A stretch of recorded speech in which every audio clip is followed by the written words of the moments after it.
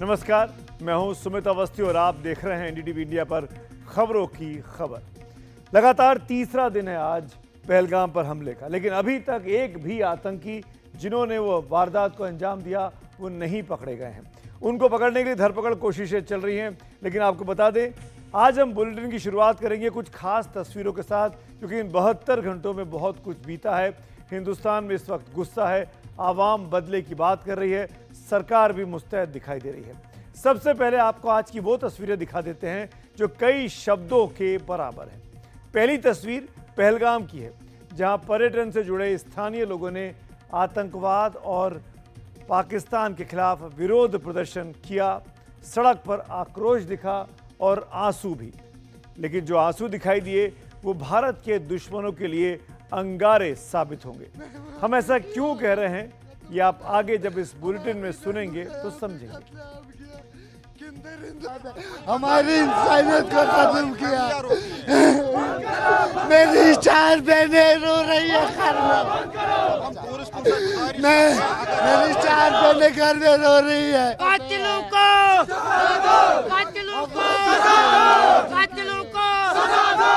हम बहुत दुखी है अपने मेहमानों से, जो हमारे मेहमानों का यहाँ पे कत्लेआम किया गया। हम बहुत दुखी है यहाँ पे, मैं बहुत दुखी हूँ। हम खत्म हो गया, हमारी बहनों का यहाँ पे कत्लेआम किया। किंदर हमारी इंसानियत को खत्म किया। मेरी चार बहनें रो रही है घर में, मेरी चार। एनडीटीवी आज एक और तस्वीर दिखा रहा है जो कि बेहद खास है। कश्मीर के उरी में लाइन ऑफ कंट्रोल से आज आपको नदी की वो धारा दिखाएंगे जिसके रुख को मोड़ने का ऐलान करने के बाद पाकिस्तान की टेंशन और बढ़ गई है। मेरे सहयोगी शिव की रिपोर्ट। और जब भारत बोलता है अब भारत हर मोर्चे पर हर जरिए से जवाब दे रहा है। ये झेलम कल तक पाकिस्तान के लिए निर्मल धारा थी, आज ये याद दिलाती है कि सब्र की भी सीमा होती है। और जब भारत बोलता है अब बस, तो सिर्फ शब्द नहीं बदलते, नदियों का रुख भी बदल जाता है। और अब आज की तीसरी तस्वीर की बात करता हूं। एक तस्वीर आज लाल किले के सामने से यहां दिल्ली से आई है। लाल किले की जो प्राचीर है, जहां पर हर 15 अगस्त को भारत की संप्रभुता का साक्षी जो बनता है, प्रधानमंत्री का उद्बोधन होता है, आज उसी के सामने खड़े होकर हजारों लोगों ने पाकिस्तान को चेतावनी दी और कहा कि उसकी कोई भी चालाकी अब कामयाब नहीं हो पाएगी, क्योंकि भारत दहशतगर्दी के खिलाफ एकजुट हो चुका है। अब आज की एक और दमदार तस्वीर आपके सामने रखता हूं। पहलगाम आतंकी हमले के बाद देश में फैले गम और आक्रोश के बीच वायुसेना ने एक बड़ा युद्धाभ्यास शुरू कर दिया है। वायुसेना के इस अभ्यास का नाम रखा गया है आक्रमण। इस युद्धाभ्यास में राफेल समेत कई लड़ाकू विमान अपना दम दिखा रहे हैं, पाकिस्तान को चेता रहे हैं। इसके अलावा आज की एक और तस्वीर आपके सामने है। अटारी से ये तस्वीर आई है, वो बॉर्डर जो कि भारत और पाकिस्तान के बीच है। पाकिस्तानियों को भारत छोड़ने का अल्टीमेटम दिए जाने के बाद अटारी बॉर्डर पर लगातार अफरा तफरी का माहौल है। बड़ी संख्या में लोग वहां मौजूद हैं और बॉर्डर क्रॉस करना चाहते हैं, क्योंकि अब 2 दिनों के बाद ये पूरी तरीके से बंद हो जाएगा।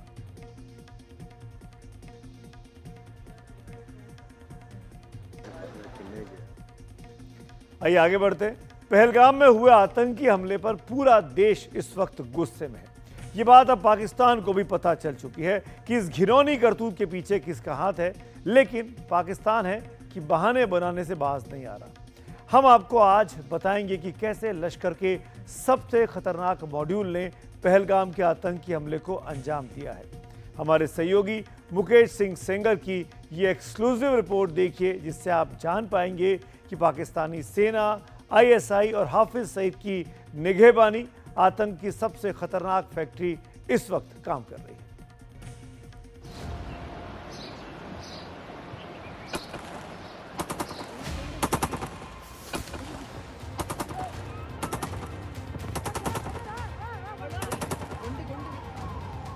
संभव है कि इस आतंकी हमले से बचा जा सकता था। संभव है कि इस तरह हिंदुस्तान के शहर शहर में शोक और आंसुओं का सैलाब नहीं उमड़ता। संभव है कि 26 हंसती मुस्कुराती जिंदगियों के साथ 26 परिवारों की खुशियां गम में नहीं बदलती। ये सब संभव होता अगर लश्कर-ए-तैयबा का आतंकी मॉड्यूल का पहले ही पर्दाफाश हो गया होता। एनडीटीवी इंडिया के संवाददाता मुकेश सिंह सेंगर ने कश्मीर के अलग अलग हिस्सों में जाकर लश्कर के इस मॉड्यूल का पर्दाफाश किया है, जो आतंकी घटनाओं को अंजाम कश्मीर में देता है और जिसकी साजिशों के तार सीधे पाकिस्तान से जुड़ते हैं। ये पूरा जो मॉड्यूल है ये पाकिस्तान से कंट्रोल हो रहा है। पाकिस्तान में जो हैंडलर्स हैं, खासतौर से लश्कर का चीफ हाफिज सईद और डिप्टी चीफ सैफुल्ला, ये दोनों इस मॉड्यूल को कंट्रोल कर रही हैं। इनको जंगलों में रहने की ट्रेनिंग दी गई है, जंगलों के अंदर गुफा बनाकर इनको रहने की ट्रेनिंग दी गई है।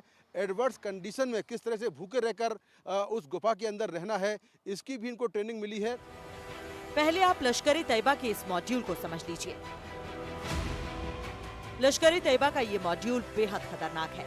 इस मॉड्यूल में शामिल आतंकी उच्च स्तर पर प्रशिक्षित होते हैं। इनका मॉडस ऑपरेंडी ऐसा है कि ये बड़े आतंकी हमले करते हैं, जैसा कि पहलगाम में हुआ। घाटी में एक बड़े हमले के बाद ये अंडरग्राउंड हो जाते हैं और जंगलों में रहते हैं। वहाँ गुपचुप तरीके से वो पड़े रहते हैं और अगला हमला तभी करते हैं जब इन्हें पाकिस्तानी हैंडलर का हुक्म होता है। इस मॉड्यूल में अधिकतर आतंकी विदेशी होते हैं, विदेशी यानी पाकिस्तानी होते हैं। इस मॉड्यूल में कश्मीर के लोकल लड़के भी शामिल होते हैं, जो आतंकी घटनाओं में विदेशी आतंकियों का साथ देते हैं। इनके साथ ही कश्मीर के कुछ ओवरग्राउंड वर्कर्स भी शामिल होते हैं। इन्हें जंगल के भीतर गुफा बनाकर रहने की ट्रेनिंग दी जाती है, ताकि बुरी से बुरी स्थिति में भी खुद को बचा सकें। इस मॉड्यूल को सीधे पाकिस्तान में बैठा लश्कर का चीफ हाफिज सईद और डिप्टी चीफ सैफुल्ला हैंडल करते हैं और इनके पीछे पाकिस्तानी सेना और खुफिया एजेंसी ISI का हाथ है। इस मॉड्यूल में आतंकवादी जंगल के रास्ते आते हैं, हमला बोलते हैं, खून खराबा करते हैं और फिर जंगल में ही जाकर छुप जाते हैं। उनके इसी तरह का छुपने का ठिकाना आप अपनी स्क्रीन पर देख रहे हैं, जिसमें 5-6 फीट का ही ठिकाना है और जहां गैस सिलेंडर और खाने पीने की कुछ चीजें दिखाई पड़ रही हैं। ये खास तरह के कुछ ऐप्स का इस्तेमाल करते हैं, जो ऐप आमतौर पर इनक्रिप्टेड होते हैं। उनकी जो बातचीत है उसको पकड़ पाना मुश्किल होता है।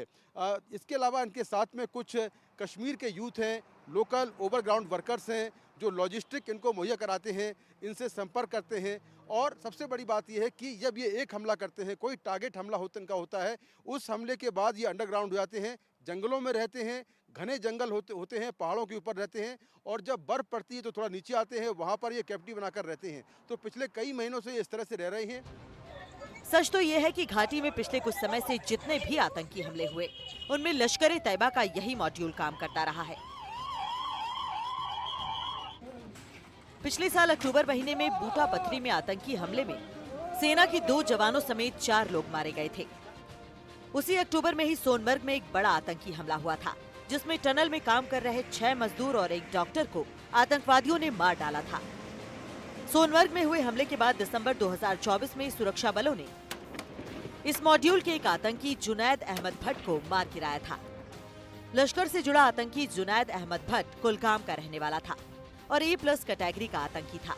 इस ऑपरेशन में इस मॉड्यूल के बाकी 4-5 आतंकी भाग गए थे, जिनमें से हाशिम मूसा, अली भाई उर्फ तलहा और हुसैन ठोकर हैं।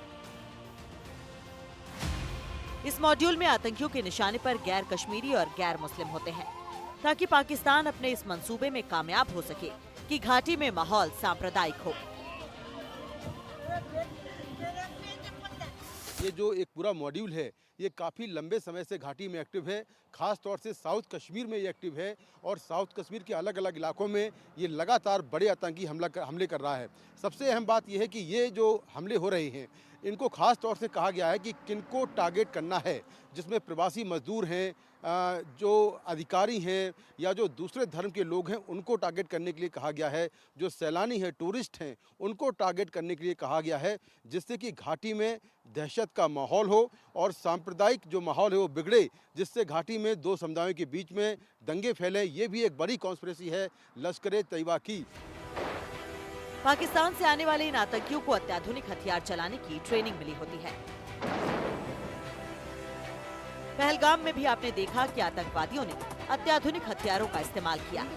वहाँ भी 3 जगहों पर अलग अलग फायरिंग की। एक जगह पर 5 लोगों को इकट्ठा करके मारा, तो दूसरी जगह पर 2 लोगों को इकट्ठा करके मारा। बाकी लोगों को घाटी के आसपास जो फेंसिंग है वहाँ मारा गया। लश्कर के जिस मॉड्यूल की हम बात कर रहे हैं, उसी मॉड्यूल की तर्ज पर ही पहलगाम के आतंकी भी जंगलों से होते हुए भाग निकले। लेकिन हिंदुस्तान ने तय कर रखा है कि अब कोई भी जंगल इन आतंकियों को बचा नहीं पाएगा। अनंतनाग से मुकेश सिंह सेंगर की रिपोर्ट, एनडीटीवी इंडिया के लिए। बड़ा खतरनाक मॉड्यूल है लश्कर का। ये रिपोर्ट हमको मुकेश ने भेजी, खास रिपोर्ट। मुकेश सेंगर मेरे साथ जुड़े हुए इस वक्त श्रीनगर से, हर रोज तमाम ब्रेकिंग न्यूज़ अपडेट्स दे रहे हैं। मुकेश, ये मॉड्यूल पहले भी ऐसे हमले कर चुका है लश्कर का, ये प्रैक्टिस है, ये देखा आपकी रिपोर्ट से साबित भी हो रहा है, फिर इस बार इसको रोका क्यों नहीं जा सका?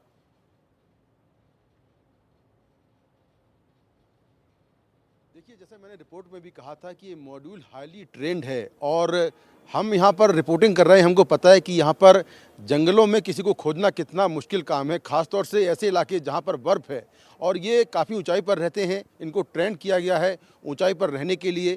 ख़ास तौर से जंगल के अंदर, ये ज़मीन के अंदर कैविटी बनाते हैं, वहाँ पर कई दिन तक ये एडवर्स कंडीशन में रह सकते हैं, भूखे रह सकते हैं। और सबसे बड़ी बात यह है कि ये संपर्क नहीं करते हैं उस दौरान किसी भी तरह से, मोबाइल से या किसी और चीज़ से। जब इनको पाकिस्तान के हैंडलर कोई उनको मैसेज भेजते हैं तो वो मैसेज किसी लोकल बंदे के पास आता है, लोकल बंदा इनके पास तक पहुंचता है, वो मैसेज देता है। इसके बाद ये इनक्रिप्टेड ऐप से अपने हैंडलर से बात करते हैं और हैंडलर जो इनको आदेश देता है उस आदेश के हिसाब से ये अपना अगला टारगेट जो है, जो उनको बोला जाता है, अगला टारगेट जो है वो तय करते हैं और फिर वहाँ पर हमला करते हैं। तो एक लंबे समय से ये हमला कर रहे हैं, लेकिन ऐसा भी नहीं है कि इनको पकड़ना मुश्किल है। हमारे फोर्सेस, चाहे वो आर्मी हो, सीआरपीएफ हो, जे&के पुलिस हो, लगातार इनकी खोजबीन हो रही है। ड्रोन कैमरों से निगरानी हो रही है, हेलीकॉप्टरों से लगातार निगरानी हो रही है और जंगल जंगल इनको तलाशा जा रहा है। ये तो तय है कि इनका सफाया हो जाएगा। और जैसा प्रधानमंत्री ने कहा था कि जितने भी लोग इसमें शामिल हैं उनको मिट्टी में मिला दिया जाएगा, तो उसके तहत आज आदिल और आसिफ नाम के 2 आतंकियों के घर जो है जमींदोज कर दिए गए हैं और ये उम्मीद की जा रही है कि बहुत जल्दी ही ये आतंकी भी जमींदोज हो जाएंगे। जी चलिए, शुक्रिया मुकेश इस अपडेट के लिए। आप अपना ध्यान रखिएगा। साजिश वाली मानसिकता को ध्वस्त करने के इरादे से ही आज एनडीटीवी की टीम उस बैसरन घाटी में पहुंची जहां 3 दिन पहले पाकिस्तानी आतंकियों ने हैवानियत की सारी हदें पार कर दी। वहां जाकर तस्वीरें दिखाने का हमारा मकसद यह है कि निर्दोष लोगों पर गोली चलाते, उनके बच्चों और घरवालों को तड़पाते वो कितने क्रूर लोग होते हैं जिन्हें पाकिस्तान से बढ़ावा मिलता है। आज दुनिया देख ले।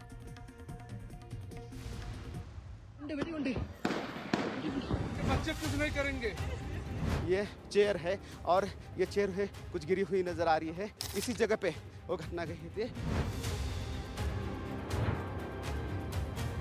जो वीडियो वायरल हो रहा था, जहाँ पे एक महिला पड़ी हुई थी और एक बच्चे को बचाया गया था, वो यहीं का है। ये जो मैगी है या फिर भेल है, यहाँ पे खा रहे थे लोग और उसी वक्त पे ये हमला हुआ था, हल्ला और गोलीबार हुआ था। और यहीं से, इसी जंगल के रास्ते से वो आतंकी जो है आए थे। Okay, don't worry. You okay? You need a water, sir? और यहीं से आतंकी जो है वो अंदर घुस गए थे। यही है बैसरन का वो स्पॉट कि जो टूरिस्ट स्पॉट था, लेकिन उसको टेरर स्पॉट जो है वो बनाया गया है। टूरिस्ट आए थे, उनके यहाँ पे शूज है, चप्पल है। एनडीटीवी की टीम उस बैसरन घाटी में पहुंची जहां अब सन्नाटा तो है, लेकिन आतंकवादियों की क्रूरता चारों तरफ पसरी हुई है। और इसी खामोशी के बीच गोलियों की तड़तड़ाहट के साथ सैलानियों की चीख पुकार भी महसूस हो रही है।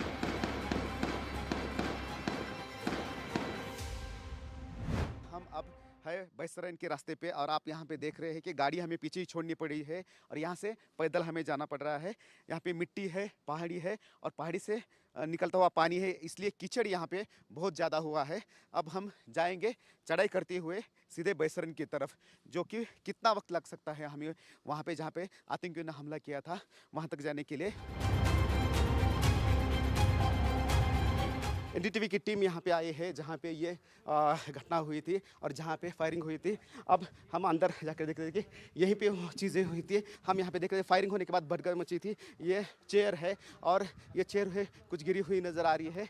यहाँ पे जो है ये जैसे कि तैसे यहाँ पे ये घटना हुई थी और आप यहाँ पे देख सकते हैं कि इसी जगह पे वो घटना गई थी और वहाँ पे कुछ बच्चे जो है वो खेल रहे थे और कुछ लोग जो है वो खाना खा रहे थे। जो वीडियो वायरल हो रहा था जहाँ पे एक महिला पड़ी हुई थी और एक बच्चे को बचाया गया था, वो यहीं का है। दाना पानी ढाबा यहाँ पे है और यहीं पे ये सब घटना हुई थी और आतंकियों ने इसी जंगल के रास्ते से आए थे और खाना पानी और ये सब लेकर आए थे। उनको ट्रेनिंग दी गई थी।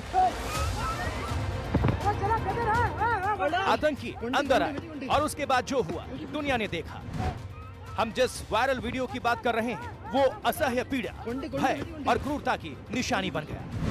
हम यहाँ पे ये दिखा सकते हैं कि जो खाने का सामान है वैसे कि वैसे यहाँ पे गिरा है। कहीं पे नमकीन है तो कुछ चीज़ें हैं, ये जो मैगी है या फिर भेल है यहाँ पे खा रहे थे लोग और उसी वक्त पे ये हमला हुआ था और गोलीबार हुआ था। हम देख सकते कपड़े वैसे ही पड़े हुए हैं, चेयर वहीं से पड़े हैं। सब निशानी जो है एनआई की टीम यहाँ पे आई थी और एविडेंस जो है वो उठाकर यहाँ पे ले गई है और वैसे कि वैसा ये सब सामान जो है वो यहाँ पे गिरा है। अब देख सकते ये अच्छा टूरिस्ट स्पॉट था। वहाँ पे एक जो वीडियो वायरल हुआ है वहीं पे बच्चे जो है वो खेल रहे थे और वहीं पे भी फायरिंग हुई थी। वहाँ पे भी एक जो डेथ है वो हो गई थी और फिर सभी सैलानी, क्योंकि सब तरफ से फेंसिंग है, कहीं पे भागने के लिए कोई भी रास्ता नहीं था तो इसलिए सब इसी गेट की तरफ निकले हैं। क्या हुआ इसको, क्या हुआ? कहीं से भागने का कोई रास्ता नहीं बचा था। लोग मजबूर थे और बैसुन घाटी एक तरह से जालियावाला बाग बन गई। वो रास्ता ही नहीं है कि कोई इंसान चल के जा पाए। घोड़े से लेके गए, ऊपर पहुंचे, बस हमने मैगी का ऑर्डर दिया और मैं और शुभम बैठ के मैगी खाने जा रहे थे।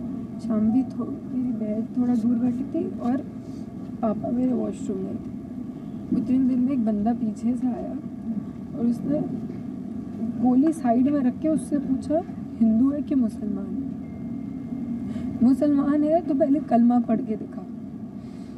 जैसे कि हमें पता ही नहीं, हम पीछे पलट के देखे हो क्या रहा है। हम उसकी तरफ स्माइल करके पूछे भैया क्या हुआ, यार हिंदू है मुसलमान। मैंने कहा हिंदू, मार दिया।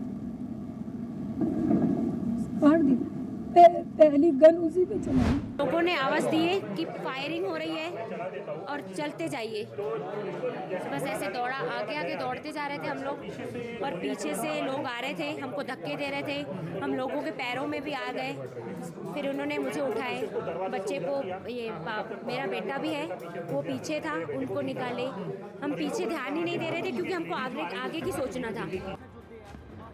मिनी स्विट्जरलैंड कहे जाने वाली बैसुन घाटी के मखमली मैदान को आतंकवादियों ने एक भयानक सपने में तब्दील कर दिया। यहां पहुंचने के बाद इन तस्वीरों को देखकर हमें लगा कि सैलानी किस बदहवासी में भागे होंगे। वीरान और अस्त व्यस्त पड़े ढाबे जब गुलजार होंगे तब वहां मौजूद सैलानियों ने कहा, सोचा होगा कि पल भर में ही मौत का एक तूफान आने वाला है। एनडीटीवी की टीम आई है अब वहाँ पे जहाँ पे ये घटना घटी थी, जहाँ पे फायरिंग हुई थी और यहीं से आतंकी जो है वो अंदर घुस गए थे। यही है बैसरन का वो स्पॉट कि जो टूरिस्ट स्पॉट था लेकिन उसको टेरर स्पॉट जो है वो बनाया गया है और यहीं से इसी जंगल के रास्ते से वो आतंकी जो है आए थे और वहाँ से हम ये दिखाते हैं कि ये खाई कैसी है और बड़े पेड़ है और इसके पेड़ के पीछे छुपते छुपाते हुए ये सब आए थे। और दूसरी तरफ हम देखते हैं कि इस तरह से यहाँ पे सैलानी जो है वो यहाँ पे बैठे थे और इसी गेट से वो अंदर घुसे थे। लेकिन यहाँ का हम नज़ारा जो है वो दिखाते हैं कि यहाँ पे क्या क्या था। आप यहाँ पे देख रहे हैं कि जो सैलानी आए थे उनके खाने के लिए यहाँ पे सामान जो है वो बनाया जा रहा था। यहाँ पे मैगी बनाई जा रही थी, ऑमलेट बनाया जा रहा था, सिलेंडर भी वही उसी की तरह यहाँ पे पड़ा हुआ है। यहाँ पे कुछ बर्तन भी है और तेल पड़ा हुआ है। चाय जो है वो चाय का पानी यहाँ पे हमें दिख रहा है। यहाँ पे गैस जो है वो दिख रहा है। और यहाँ पे अचानक से जब फायरिंग शुरू हो गई तो भगदड़ मच गए। यहाँ पे मिर्ची है, पाउडर है, नमक है और सभी लोग जो है जो कुक कर रहे थे वो यहाँ से भाग के दौड़ पड़े। और सिलेंडर भी हमें यहाँ पे दिखाई दे रहा है। यहाँ पे पकाया जाता था और यहाँ पे बैठकर कुछ लोग जो है सैलानी जो है टूरिस्ट यहाँ पे खाना खा रहे थे। उसमें बच्चे थे, महिलाएं थी और यहीं पे इसी जगह पे बैठकर खाना खाए जाते। मैगी का पैकेट भी यहाँ पे पड़ा हुआ है और कुछ जो सामान है जो कि सैलानियों का था वो वैसे के वैसे यहाँ पे गिरा हुआ है। कुछ डिब्बियाँ है और फिर कुछ कपड़े हैं, शॉल और साड़ियाँ भी हमें यहाँ पे दिखाई दे रही है। और वैसे के वैसे जो पूरा सामान है वो छोड़कर वो सब सैलानी जो है वो भाग कर निकले थे। लेकिन यहाँ पे दिक्कत ये है कि ये पूरा ग्राउंड जो है वो फेंसिंग से लगाया हुआ है और यहाँ पे फिर भागने के लिए कोई भी जगह नहीं थे। तो कुछ जो सैलानी है यहीं से भागते हुए चले गए थे, इसी रास्ते से भागते हुए चले गए थे। हम जिस वीडियो की बात कर रहे हैं वो आपने देखा भी होगा। मौत सामने खड़ी होकर नाम और मजहब पूछ रही थी, पैंट उतारकर धर्म की पहचान की जा रही थी। सैलानी बेबस थे, कोई रास्ता भी नहीं था। अब हम दिखाएंगे कि कहां से वो टेररिस्ट जो है वो अंदर आए थे। यहां से इस जंगल से आने के बाद टेररिस्ट जो है वो इसी गेट से अंदर घुसे थे और इसी गेट के अंदर जाकर फायरिंग की थी। पहली फायरिंग यहाँ पे हुई थी जहाँ पे कुकिंग किया जा रहा था और फिर दूसरी फायरिंग जो है वो इस गेट से अंदर होते हुए फायरिंग की गई थी।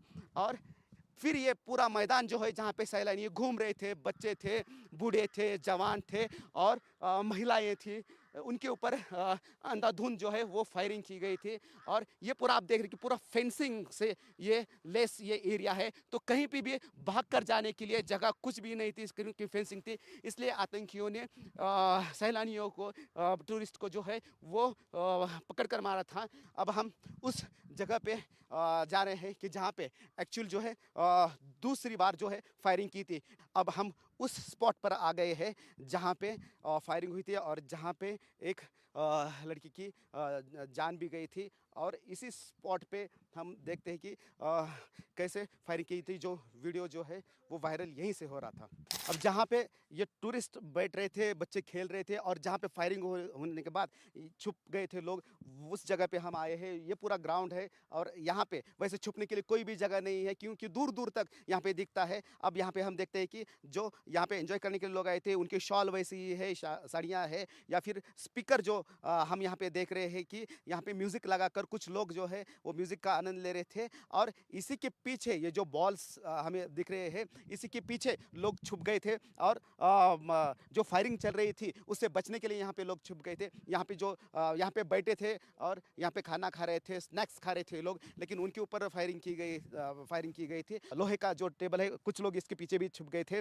देन ये बॉल्स हमें दिख रहे हैं, शॉल वहाँ पे दिखाई दे रही है कि जैसे कि तैसा यहाँ पे जो सामान है वहाँ पे गिरा है। एनआई की टीम यहाँ पे आई थी, कुछ एविडेंस जो है जो उनको जरूरी थे वो लेकर गए हैं। यहाँ पे जब भगदड़ मची थी तब बच्चे खेल रहे थे, तो लोग जो है, महिलाएं जो है अपने बच्चों को ढूंढने के लिए वहाँ पे जा रही थी। हमने वो जगह भी देखी जहां सैलानियों के जूते, चप्पल और सामान कीचड़ में धंसे हुए मिले। जो मौत के मुंह से किसी तरह बचकर भागे होंगे, उनकी पीड़ा महसूस कीजिए। जिन महिलाओं ने आंखों के सामने अपने पतियों के सीने में गोलियों को घुसते देखा होगा। नहीं, आप टेंशन मत लो। अब बेटा आप यहाँ पे रहो। जो महिलाएं बच्चों की उंगली पकड़कर नीचे की ओर बदहवास भागी होंगी, जब वो पीछे मुड़कर यादों की गली में झांकेंगी तो बैसरन घाटी की कैसी तस्वीर दिखेगी।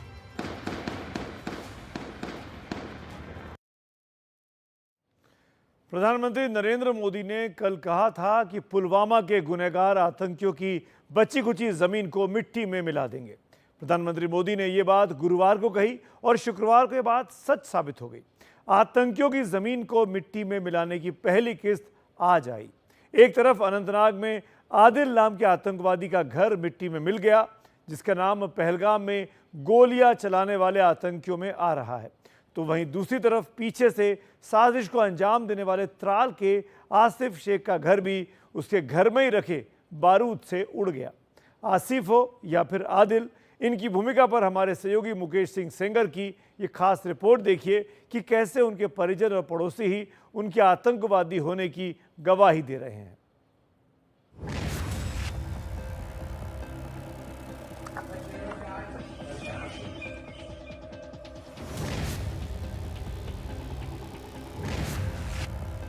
ये उस आतंकवादी का घर था जिस पर पहलगाम के बैसरन घाटी में 26 बेगुनाहों के कत्ल का शक है।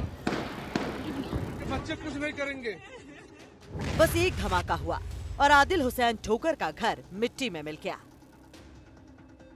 इस वक्त मैं हूं अनंतनाग के गुरी गांव में। ये गांव आदिल हुसैन ठोकर का है, जिस पर 20 लाख का इनाम है और लश्कर-ए-तैयबा का वो आतंकवादी है। और एक धमाका त्राल के इस घर में हुआ जो आसिफ शेख का घर है और जिस पर पर्दे के पीछे से पहलगाम के आतंकी हमले में शामिल होने का शक जताया जा रहा है और जिसके बारे में कहा जा रहा है कि वो लश्कर का आतंकवादी था। श्रीनगर के ट्राल इलाके में ये घर है आसिफ शेख का, जो कि लश्कर-ए-तैयबा का आतंकवादी है और पहलगाम हमले में उसका नाम आ रहा है। बीती रात यहाँ पर सुरक्षा बल आए थे और सुरक्षा बलों ने उसकी तलाश में जब घर की तलाशी ली तो घर के अंदर से उनको भारी मात्रा में आपत्तिजनक सबूत बरामद हुए। इसके साथ ही घर के अंदर से उनको एक आईडी मिला, जिसको डिफ्यूज़ करने के दौरान यहाँ पर एक तेज़ धमाका हुआ, जिससे पूरे घर के परखच्चे उड़ गए। ये देखिए, जो घर में किचन है ये उसका हिस्सा है और यहाँ पर पूरा जो किचन है वो तहस नहस हो गया है। दीवारों पर देखिए ये मोटी मोटी दरारें आपको दिखाई देंगी, किस तरह से एक बड़ा विस्फोट हुआ जिससे पूरा घर तहस नहस हो गया और ये दीवारों में बड़ी बड़ी दरारें आ गई हैं। दरअसल सुरक्षा बलों के मुताबिक ये आईडी घर में रखा हुआ था और जैसे ही इसको डिफ्यूज़ करने की कोशिश की गई, इसी दौरान एक बड़ा धमाका हुआ जिससे कि घर का जो पूरा हिस्सा था वो डिस्ट्रॉय हो गया। तो ये पूरा घर का सामान आपको यहाँ पर दिखाई देगा। ये देखिए, खिड़की दरवाजे सब टूटे हुए नीचे पड़े हैं। अनंतनाग के बिजबहरा के इस गांव का नाता जम्मू और कश्मीर के पूर्व मंत्री मुफ्ती मोहम्मद सईद और महबूबा मुफ्ती से है, लेकिन इसी गांव में पहलगाम के आतंकी हमले के आरोपी आदिल का भी घर है। दरअसल सर्च ऑपरेशन के दौरान सुरक्षा बलों को घर में कुछ संदिग्ध वस्तुएं दिखाई दी। खतरे को भांपते हुए सुरक्षा बल पीछे हटे और कुछ ही देर बाद एक शक्तिशाली धमाके में आदिल का घर मटिया मेट हो गया। अब मैं आपको वो तस्वीरें दिखाता हूँ पूरे घर की। ये घर है आसिफ का, जो कि बीती रात यहाँ पर सुरक्षा बल आए थे आसिफ की तलाश में और उनका कहना यह है कि घर के अंदर आईईडी रखा हुआ था और आईईडी में अचानक से उसको चूंकि आईडी फट सकता था तो उस आईडी को डिफ्यूज़ करने के लिए उसका ब्लास्ट किया गया। तो आप देखिए इस घर को किस तरह से ये घर तहस नहस है। आदिल जिस तरह से घर से 8 साल से गायब हो गया था और जिस तरह से उसका नाम पहलगाम के आतंकी हमले से जुड़ा, वो उसी मॉड्यूल की तरफ इशारा करता है जो लश्कर-ए-तैयबा का है।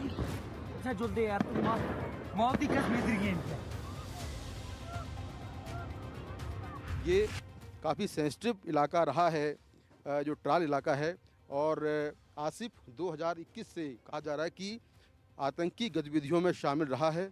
लश्कर का एक अहम, ये लश्कर के मॉड्यूल का एक अहम आतंकी है। दक्षिण कश्मीर के त्राल एरिया में हमारे संवाददाता मुकेश सेंगर खौफ की उन गलियों से होकर उस घर तक पहुंचे जो घर में ही रखे एक बारूदी धमाके में उड़ गया। वो घर लश्कर के आतंकी आसिफ शेख का है। जैसे कि हमने अभी इनकी माता जी से भी बात की है, उसने बोला कि 8 साल से ये घर नहीं आया है। यहाँ से एग्जाम देने गया था, तो उसके बाद एग्जाम जब ये देने गया तब से वापस नहीं आया घर। आसिफ के गांव में सन्नाटा है। आसिफ के घर वालों का भी यही मानना है कि वो आतंक के रास्ते पर चल रहा है। हमारे सहयोगी मुकेश सेंगर ने आसिफ की 2 बहनों से बात की और दोनों की बातों से साफ लगता है कि उनका भाई आतंक के खतरनाक रास्ते पर निकल चुका है। 3 साल से गायब है, तो हम तब से हमने उसको नहीं देखा। मैंने बचपन में देखा था उसको। जी जी। तो जिस तरह से पहलगाम हमले में उसका नाम आ रहा है, उस पर क्या कहना है आप? जी हम तो यही बोल सकते हैं कि आज तक मतलब जितने भी टेररिस्ट थे, जब आज तक मतलब टूरिस्टों के साथ हाथ किसी ने भी नहीं लगाया।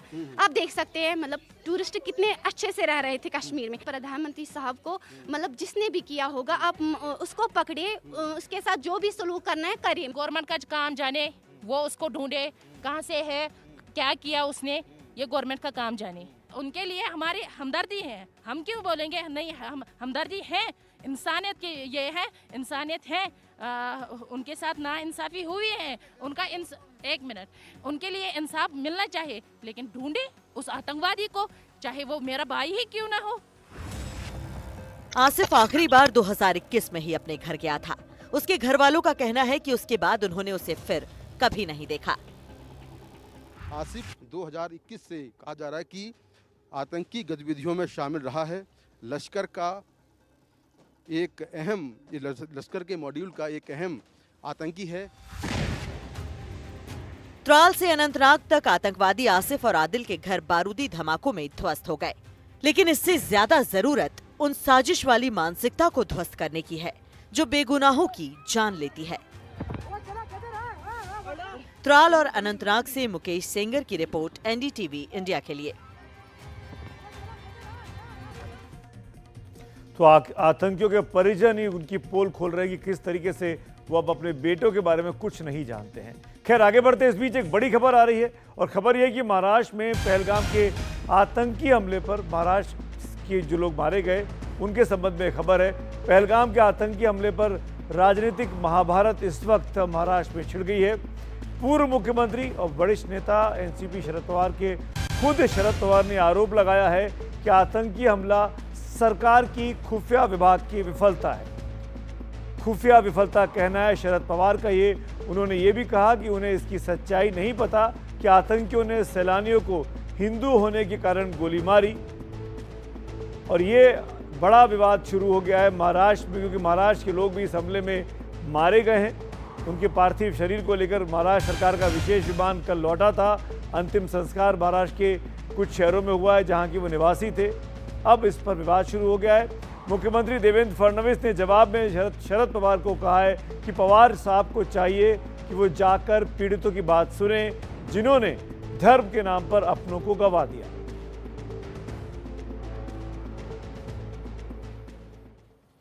पहलगाम के लिए अप्रैल का महीना बहुत खास होता है। पूरा इलाका सैलानियों से गुलजार होता है, और अप्रैल के बाद पहलगाम को इंतजार होता है अमरनाथ यात्रा की शुरुआत होने का, क्योंकि बड़ी संख्या में सैलानी और श्रद्धालु इस दौरान वहां पहुंचते हैं। लेकिन इस समय पहलगाम की सड़कों पर आक्रोश, आंसू और सन्नाटा है। ये रिपोर्ट देखिए।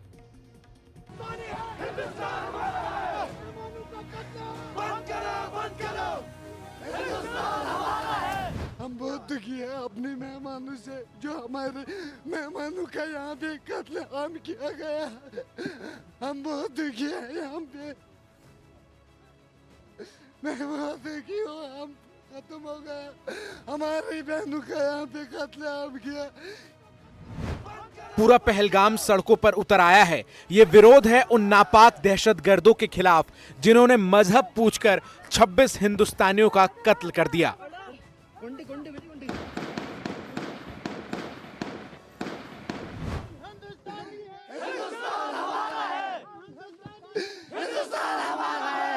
यही अपील करते हैं, पहले जो इंसानियत का यहाँ पे कत्ल हुआ है हम उसके खिलाफ हैं। हम इन दरिंदों के खिलाफ, हम इन दहशतगर्दों के खिलाफ हैं। जो यहाँ पे इनोसेंट किलिंग हुई है, हम न ये देखना चाहते हैं कभी, न ये सुनना चाहते हैं। हम वक्त की गवर्नमेंट से गुजारिश करते हैं इन दरिंदों को पकड़े और कड़ी से कड़ी सजा मिलनी चाहिए। जो हमारा पहले इंसानियत का कत्ल हुआ, हमारा शरीयत, हमारा कुरान बोलता है एक इंसान का कत्ल करना तमाम इंसानियत का कत्ल हो जाता है। इसलिए हम इसके खिलाफ हैं। हमारी यही गुजारिश रहेगी, पहले इंसानियत का कत्ल हुआ, दूसरा जो हमारा रोजी रोटी वो हिट हुआ है, जो हमारा परिवार चलता था, जिससे हम कमाते थे, हमारा परिवार चलता था, वो अब खत्म हुआ। हमारा जो रोजगार वो मुतासिर हुआ। हम सब जो लोग हैं घोड़े वाले तबके से वाबस्ता है, होटल वालों से वाबस्ता है, एटीवी वालों से वाबस्ता है, गाड़ी वालों से वाबस्ता है, जो भी हैं वो सब टूरिज्म के ऊपर डिपेंड करता है, चाहे होटल वाला है, चाहे घोड़े वाला है, चाहे गाड़ी वाला है। आप देखिए जो यहाँ पहलगाम में अभी शटडाउन है, ये वहाँ का मातम नहीं है, ये हमारे पूरे फैमिली में, पूरे घरों में मातम छाया हुआ है। हम तबाह हुए हैं, हमारा फ्यूचर तबाह हुआ है, हम कुछ किसी के लायक नहीं रही है। इस विरोध में पीड़ा भी है, आक्रोश भी है, आंसू भी है, न्याय की गुहार भी। मेरी सरकार से यही अपील है, जिन कानूनों ने ये नापाक हरकत की उनको जल्दी से जल्दी सजा मिलनी चाहिए,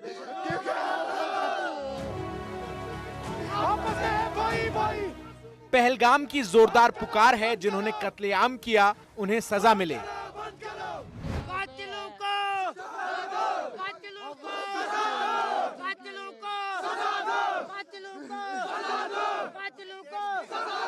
हम आपके साथ हैं, आप यहाँ आइए, पहले गोली हमारे ऊपर चलेगी, उसके बाद हम देखेंगे हमारे मेहमानों पर, क्योंकि हमने जो मेहनत की थी, मशक्कत की थी, टूरिज्म आ रहा था, हमारा फ्यूचर बन रहा था, हमारे बच्चे भी, हम भी सोचते थे हमारे बच्चे वेल एजुकेटेड बने, मगर क्या इन दरिंदों ने जिन्होंने इनोसेंट कत्लेआम किया है, उन्होंने हमारा सबका कत्ल किया है।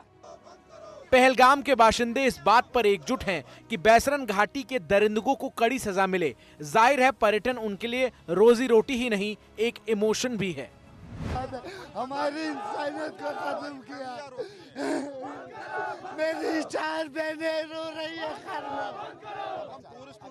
मेरी 4 बहनें घर में रो रही है, मैं क्या जवाब दूं, क्या हो गया हमारे पहलगाम में।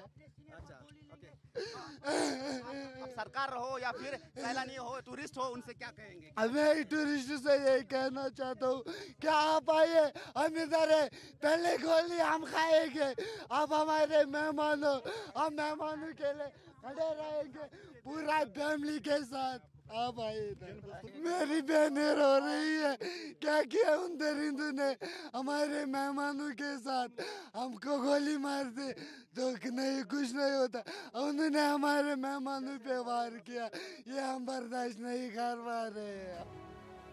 जो पहलगाम अप्रैल के सीजन में सैलानियों से गुलजार रहता था, वो आज मनहूसियत के साए में है।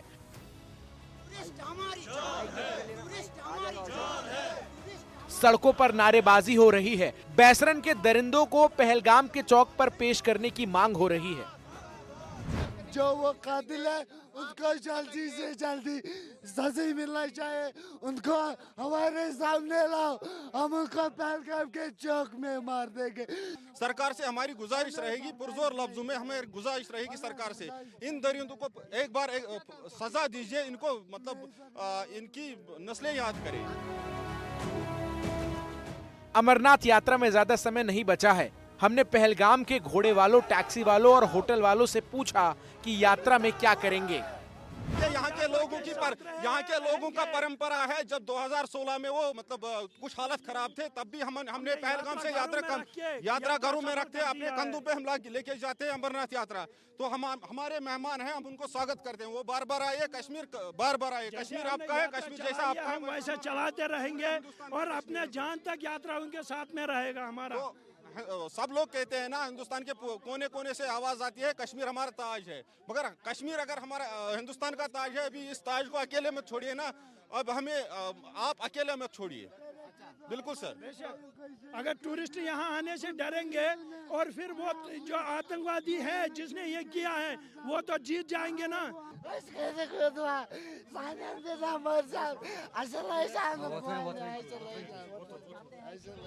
पहलगाम के लोगों का ये कहना है कि ये गलत हुआ है, जिन्होंने किया है उनको फांसी की सज़ा दी जाए, लेकिन यहाँ के हालात अब सुधरने चाहिए, क्योंकि यहाँ की जो अर्थव्यवस्था की जो कमर टूटी हुई है वो फिर से एक बार सामने आनी चाहिए और एक बार फिर से ये यहाँ की इकोनॉमी जो है वो ट्रैक पर आनी चाहिए।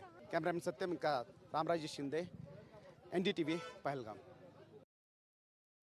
लगभग पूरी घाटी में लोग इस वक्त भारत के साथ खड़े हैं और जो हमला हुआ 3 दिन पहले पाकिस्तानी समर्थित आतंकियों के द्वारा उसकी भर्त्सना कर रहे हैं, उसकी मजम्मत कर रहे हैं। आज जुम्मे का दिन था, शुक्रवार का दिन था और आज देश भर के बाकी इलाकों में भी जगह जगह प्रोटेस्ट हुए हैं।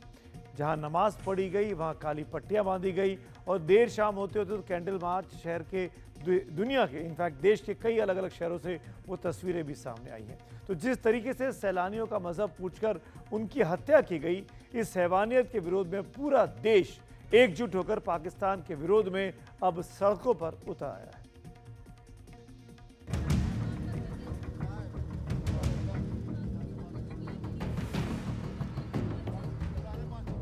48 घंटे के अंदर भारत की जमीन छोड़ने के अल्टीमेटम के बाद अटारी बॉर्डर पर जबरदस्त अफरा तफरी है।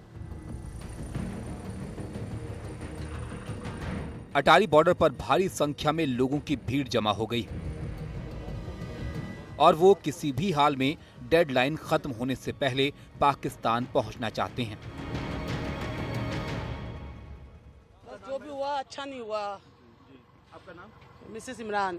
आप कहाँ के रहने वाले? हम लोग जोधपुर राजस्थान के। आज पाकिस्तान जा रहे हैं? जी, मैं वहाँ पे मैरिड हुई हूँ, मेरी शादी हुई है वहाँ पे। ये मेरे दोनों बच्चियाँ हैं, मेरे शौहर वहाँ के हैं और हमें वहीं जाना है। अब रहते तो हम वहीं पे ही हैं, बस हमें निकाले तो हम जैसे ही हमें पता चला है, हमारे 4 दिन बाद की रवानगी थी, जैसे हमें पता चला हम जैसे तैसा हुआ वैसे निकल के आए घर से। हम लीवर ट्रांसप्लांट कराया हुआ इलाज के लिए आया था इसीलिए। तो ये 22 तारीख को पहुंचा था। 22 को पहुंचे थे तो इलाज नहीं करवा पाए? नहीं, कल एक दिन तो तुमको दिल्ली तक तो एक दिन लग जाता है आने का। 23 तारीख को उधर पहुंचा था, फिर रात ये पैगाम मिला, इधर आ गया। क्या हुआ? कुछ भी नहीं कर सके। छोड़कर इतनी मुश्किल हालात में आई हूँ मैं अपनी माँ से मिलने, कि मेरी माँ की तबीयत बहुत ख़राब थी, उनके खातिर आई हूँ अपने 4 बच्चों को छोड़ के। अब अगर बीच में मेरे लिए कोई परेशानी होगी तो बहुत बड़ा मेरे लिए वो हो जाएगा कि मैं कैसे रहूँगी, और अगर रास्ते बंद हो गए मेरे बच्चे वहाँ कैसे रहेंगे। पहलगाम हमले के बाद भारत सरकार के फैसले से पाकिस्तानी नागरिक घबराए हुए हैं और अटारी बॉर्डर पर गाड़ियों की कतारें लग गई हैं।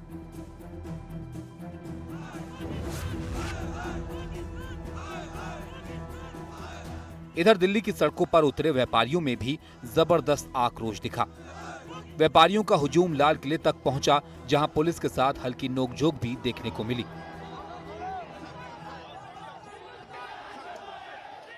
हम व्यापारियों ने भी निर्णय लिया है कि अब पाकिस्तान के साथ कोई व्यापार नहीं करेंगे, ना आयात करेंगे ना निर्यात करेंगे। पाकिस्तान के अर्थ की कमर तोड़ करके रहेंगे।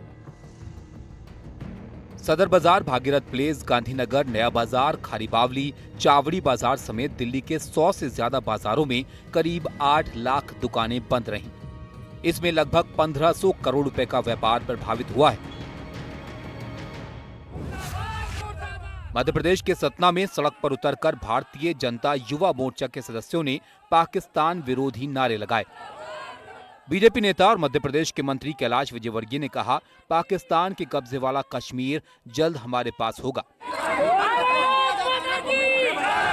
अब सहन करने की सीमा पार हो गई है और मुझे लगता है कि मोदी जी ने जो कहा है वो अब होगा और मुझे लगता है कि पीओके भी हमारे पास होगा। बिहार के जमुई में जुमे की नमाज के दौरान लोगों ने बाजू पर काले कपड़े बांधे और नमाज के बाद मस्जिद से बाहर निकलकर पाकिस्तान का झंडा जलाया।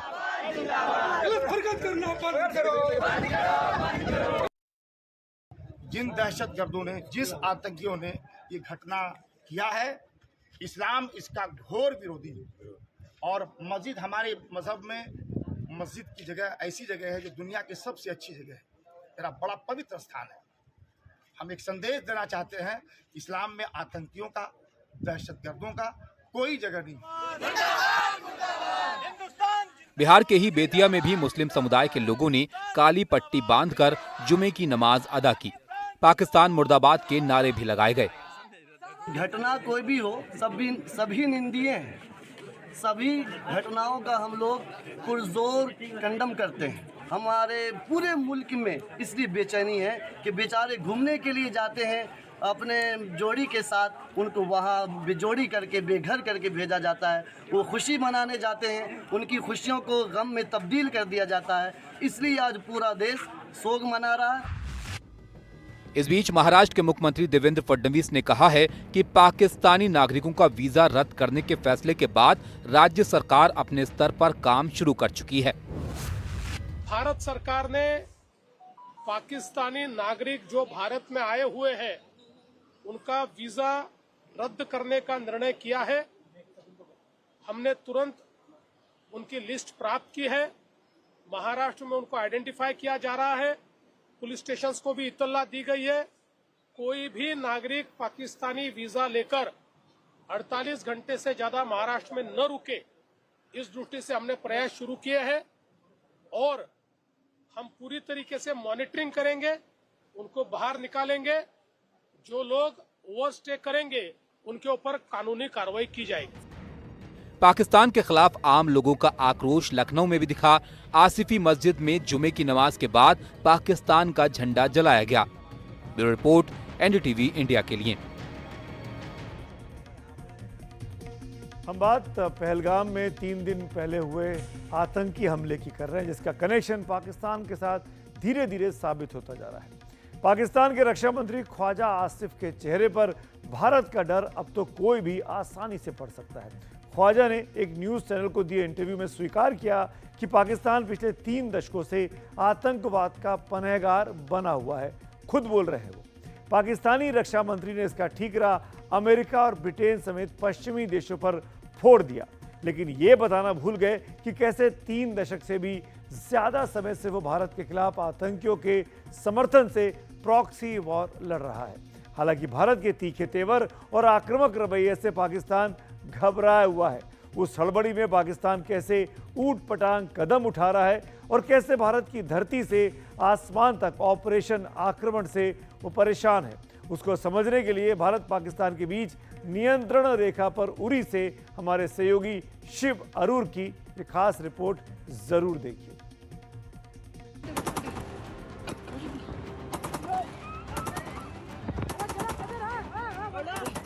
पहले रक्षा मंत्री राजनाथ सिंह ने कहा कि जिसने बेगुनाह हिंदुस्तानियों को पहलगाम में मारा है, उनको इसकी कीमत चुकानी पड़ेगी।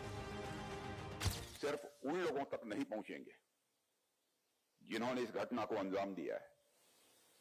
हम उन तक भी पहुंचेंगे जिन्होंने पर्दे के पीछे बैठकर हिंदुस्तान की सरजमी पर ऐसी नापाक हरकतों की साजिशें रची हैं।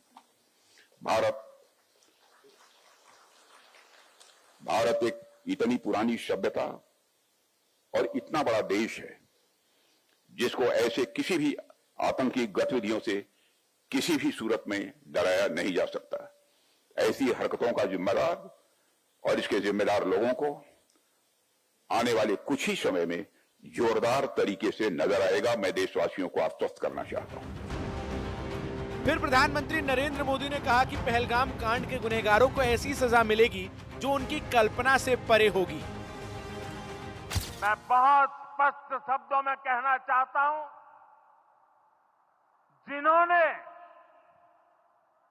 ये हमला किया है उन आतंकियों को और इस हमले की साजिश रचने वालों को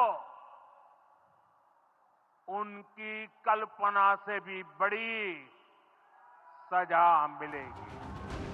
प्रधानमंत्री की चेतावनी और हिंदुस्तान के लगातार एक्शन के बाद पाकिस्तान में जोरदार हड़कंप है, लेकिन उस हड़कंप में भी पाकिस्तान की बेशर्मी कम नहीं हो रही। पाकिस्तान कैसे भस्मासुर बनने पर उतारू है, इसकी क्रोनोलॉजी समझिए। पाकिस्तान के रक्षा मंत्री ख्वाजा आसिफ ने परमाणु युद्ध की गीदड़ भभकी दी। पाकिस्तान के उप प्रधानमंत्री इशाक डार ने बड़बोलापन दिखाया कि भारत को मुकम्मल जवाब दिया जाएगा। इशाक डार ने कहा कि पाकिस्तान अपनी संप्रभुता की रक्षा करने में सक्षम है। पाकिस्तान ने सिंधु समझौते को रद्द करने को जल आतंक का नाम दे दिया। पाकिस्तान की सीनेट में भारत के फैसलों के खिलाफ प्रस्ताव पास किया गया। हद तो ये हो गई कि पाकिस्तान में पहलगाम के आतंकवादियों को शहीद बताया जा रहा है और फिर पाकिस्तान की ओर से शिमला समझौते को स्थगित करने की धमकी भी दी जा रही है। इतना ही कम नहीं था कि पाकिस्तानी सेना और पाकिस्तानी रेंजर्स ने नियंत्रण रेखा पर सीज फायर का उल्लंघन कर दिया। क्योंकि हाइटन टेंशंस हैं भारत और पाकिस्तान के बीच में, तो हर एक चीज जो भी एयरफोर्स आर्मी या नेवी करेगी उसको बहुत गहराई से देखा जाता है। लेकिन सही बात है, जब जो भी कार्रवाई हमारी सेना करेगी, एयरफोर्स नेवी या आर्मी, वो अभी तैयारी होगी पाकिस्तान के साथ युद्ध करने की। मैं ये नहीं कहता हूं कि युद्ध होगा, लेकिन तैयारी के तौर पर सब लोग आर्म फोर्सेस जो हैं वो अपनी तैयारी रखेंगे। जवाब के लिए भारत भी तैयार है। इंडियन एयरफोर्स का मिशन आक्रमण सुपर एक्टिव हो गया है। भारतीय वायुसेना ने युद्धाभ्यास शुरू कर दिया है। इस वॉर एक्सरसाइज को नाम दिया गया है आक्रमण, जो युद्धाभ्यास के असल मकसद की गवाही दे रहा है। वॉर एक्सरसाइज में दुश्मन को कैसे सरप्राइज देने की तैयारी है, अब इसे भी जान लीजिए। एयरफोर्स पहाड़ी और जमीनी ठिकानों पर हमला करने का अभ्यास कर रही है। पायलट रियल वॉर सिचुएशन में अभ्यास कर रहे हैं, जिससे उन्हें जंग जैसे हालात में सटीक हमलों का अनुभव हो सके। ड्रिल के तहत लंबी दूरी तक जाकर दुश्मनों के ठिकानों पर बमबारी की एक्सरसाइज हो रही है। इतना ही नहीं, अत्याधुनिक तकनीक से lace fighter jets war exercise कर रहे हैं, जिनमें ग्राउंड अटैक और इलेक्ट्रॉनिक वॉरफेयर ड्रिल्स शामिल हैं। एक तरफ पाकिस्तान ने सीज फायर का उल्लंघन करके ये साबित किया है कि कांपता हुआ कलेजा बहादुरी का दम ज्यादा दिखाता है। हालांकि जब भारत के तेवर कड़े हुए तो पाकिस्तान की सिट्टी पिट्टी गुम है। जिस जगह पर सीज फायर का पाकिस्तान ने उल्लंघन किया, उस जगह पर सबसे पहले एनडीटीवी की टीम पहुंची। बिल्कुल लाइन ऑफ कंट्रोल पर उरी में हूं और इस वक्त यहां मैं अकेला पत्रकार हूं। आपके लिए ये तस्वीर, ये आवाज एनडीटीवी पर एक्सक्लूसिव है। मेरे पीछे जो पहाड़ आप देख रहे हैं वो पाकिस्तान ऑक्यूपाइड कश्मीर है और उस तरफ ही कल रात सीज फायर वायलेशन हुआ। गोलियां चली हैं इसी सेक्टर में। मामला गर्म है, इसलिए army chief general Upendra Dwivedi Srinagar पहुंचे, जहां उन्होंने सुरक्षा को लेकर सेना के टॉप कमांडर्स के साथ मंथन किया। 15 कोर कमांडर ने आर्मी चीफ को सुरक्षा स्थिति के बारे में जानकारी दी। इस दौरान आर्मी चीफ और उनकी टीम की एक तस्वीर आई जो तेजी से वायरल हो रही है। फोटो में टीम एक साथ खड़ी है। आर्मी चीफ अधिकारियों से बात कर रहे हैं। उनसे कुछ दूरी पर गीता ज्ञान के साथ अर्जुन और श्री कृष्ण के रथ पर सवार एक फोटो लगी है। इस फोटो से साफ संकेत मिले कि आर्मी चीफ कमांडरों को गीता का ज्ञान दे रहे हैं। दूसरी तरफ पाकिस्तान बिलबिलाया हुआ है, जबकि भारत ने अब तक पाकिस्तान पर ना कोई सर्जिकल स्ट्राइक की है, ना एयर स्ट्राइक। बस सिंधु जल समझौते को भारत ने क्या रोका, पाकिस्तान की प्यास हलक में अटकने लगी। अब भारत हर मोर्चे पर, हर जरिए से जवाब दे रहा है। ये झेलम कल तक पाकिस्तान के लिए निर्मल धारा थी। आज ये याद दिलाती है कि सब्र की भी सीमा होती है और जब भारत बोलता है अब बस, तो सिर्फ शब्द नहीं बदलते, नदियों का रुख भी बदल जाता है। एक तरफ पाकिस्तान सीज फायर का उल्लंघन करके ये बताने की कोशिश कर रहा है कि वो डर नहीं रहा, लेकिन दूसरी तरफ उसके रक्षा मंत्री ही अब अमेरिका को कोस रहे हैं कि उस देश ने पाकिस्तान को आतंकवाद के रास्ते पर चला दिया।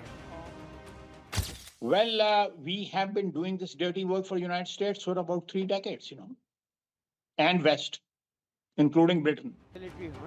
साफ है कि पाकिस्तान ने पहलगाम में आतंकी हमला करवाकर बहुत बड़ी भूल कर दी है। उरी से शिव अरूर की रिपोर्ट, एनडीटीवी इंडिया के लिए। खबरों की खबर में आज हमारे साथ इतना ही। शुभ रात्रि।